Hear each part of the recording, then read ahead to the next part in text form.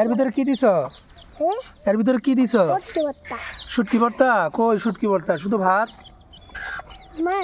তোমার কই? তুমি কি দিয়ে খাইতেছ? হ্যাঁ দেখো তো, এর মধ্যে তো কিছুই নাই। হ্যাঁ তুমি কেমনে খাইতেছ? তরকারি নাই? তরকারি নাই? হ্যাঁ তোমার আব্বু কই? তরকারি কোথায়? এই যে এমনি খাইতেছ, এর ভিতরে তো কিছুই নাই। ডাউলও তো নাই। এর ভিতরে কি? তার ভিতরে কিছু নেই, খাইতেছ যে? কি আছে এর ভিতরে? কো ডাউল আছে? হ্যাঁ এই যে মুরগি খাইতেছে,